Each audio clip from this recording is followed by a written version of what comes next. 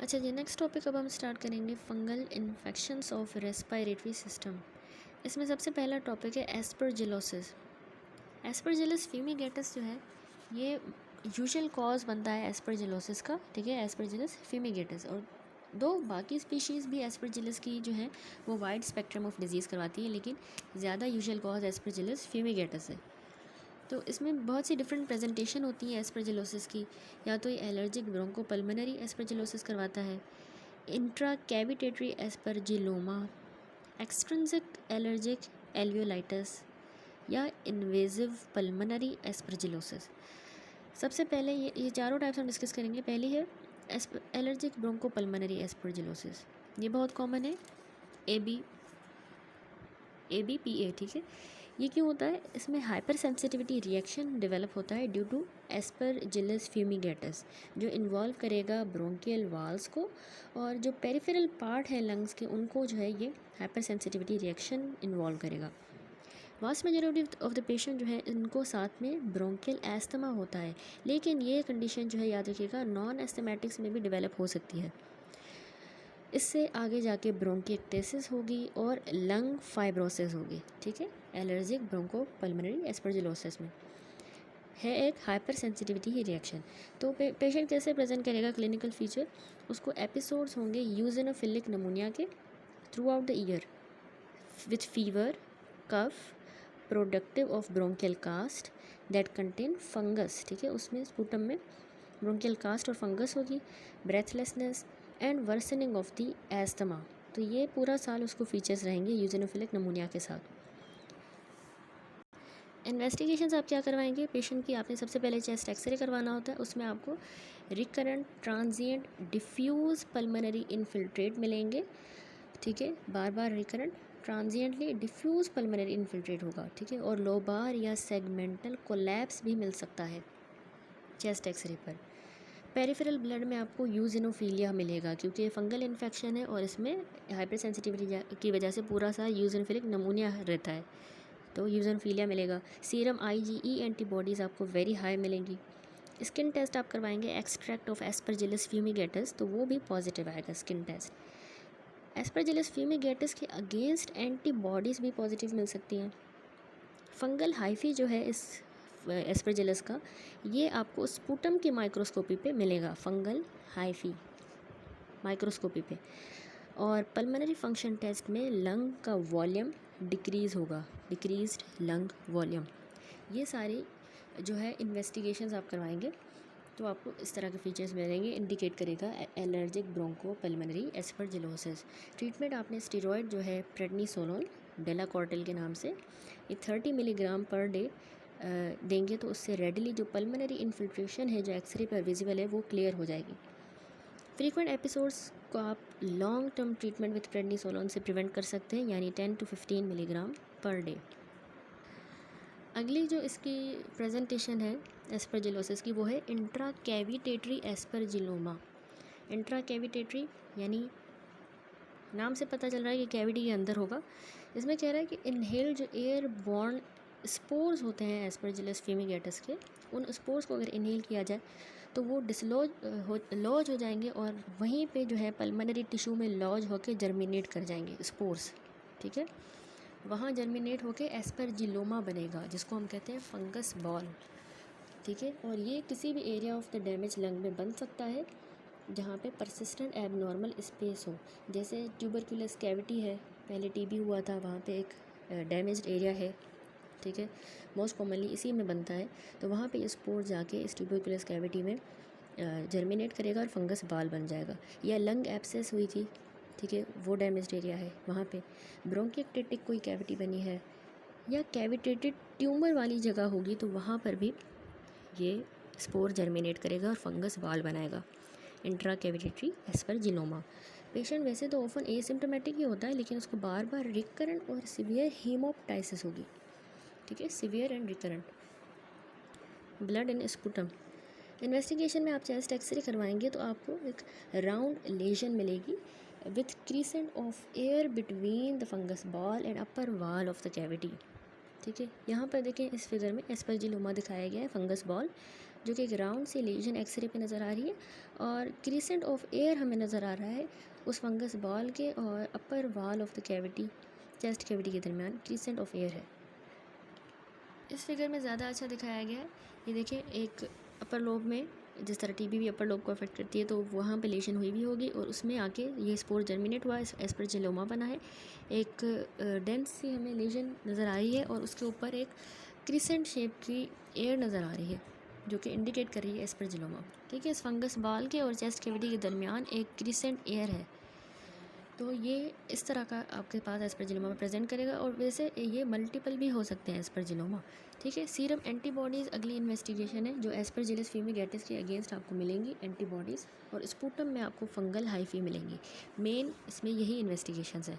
Treatment आपने ये massive जो हेमोप्टाइसिस है, अगर पेशेंट को हो रही है इंट्राकेविटेटरी एस्परजिलोमा में, जो कि मेन कंप्लेंट थी, उसके लिए आपने सर्जिकली रिमूव करना होगा। यही इसमें ट्रीटमेंट ऑफ चॉइस होता है, एस्परजिलोमा को रिमूव किया जाए।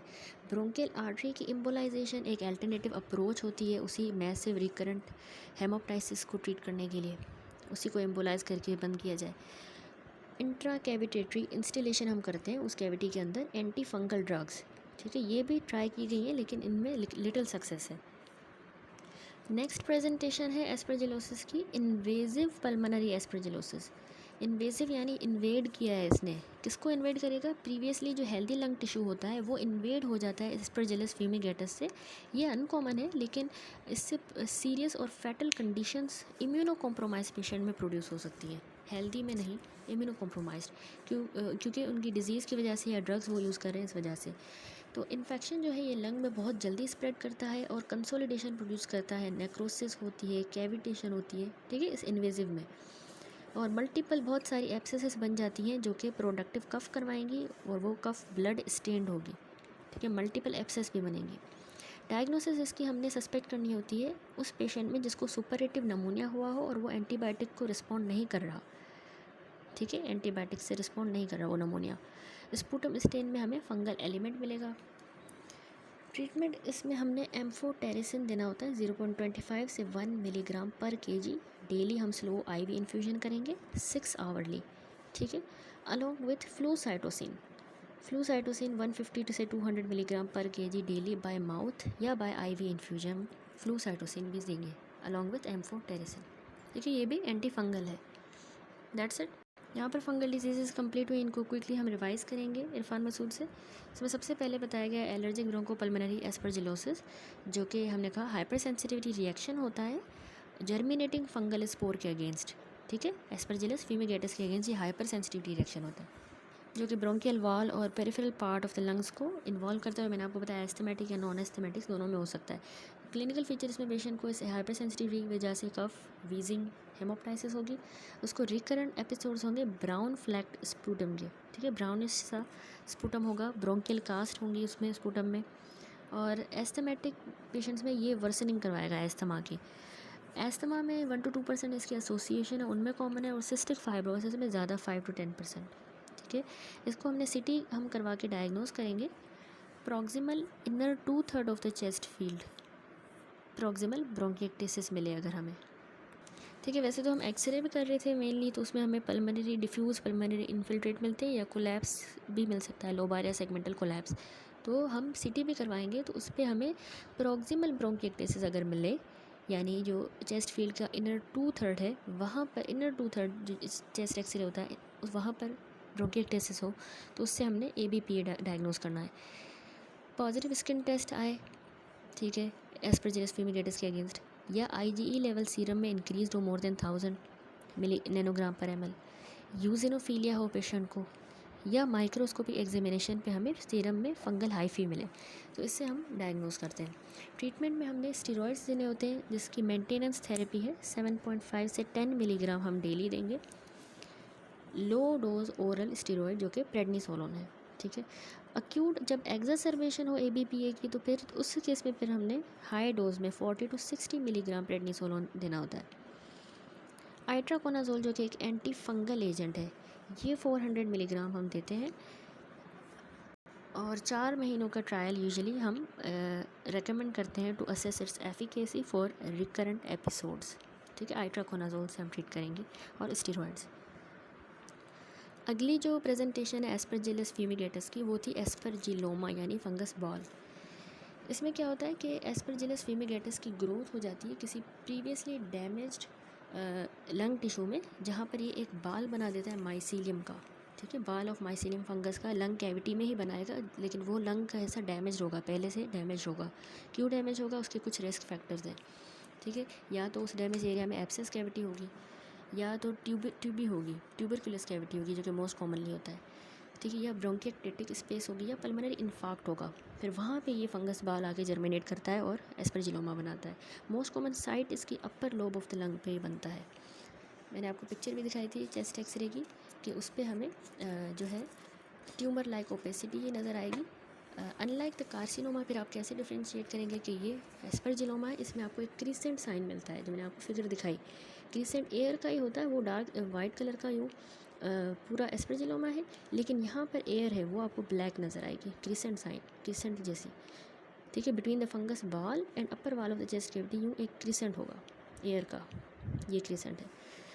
और डायग्नोसिस में पेशेंट वैसे तो एसिम्टोमेटिक ये चेस्ट एक्सरे करवाया जाता है, और दूसरा पेशेंट को रिकरेंट हेमाप्टाइसिस होगी, बार बार हेमाप्टाइसिस की कंप्लेन।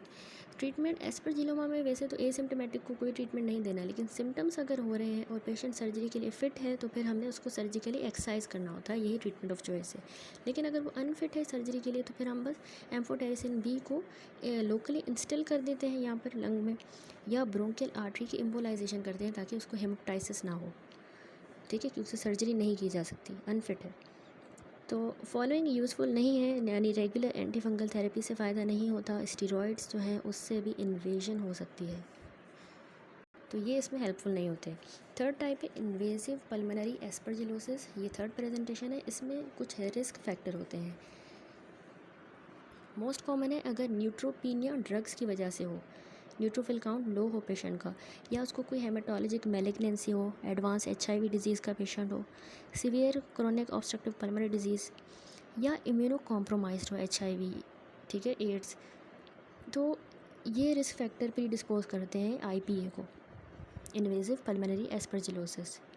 इसमें पेशेंट को सीवियर नेक्रोटाइजिंग निमोनिया होगा, फीवर, हेमाप्टाइसिस, और पल्मोनरी वेसल की थ्रोम्बोसिस एंड इन्फेक्शन, ये सिस्टेमिकली ब्रेन, हार्ट, किडनीज़ की तरफ स्प्रेड करेगा।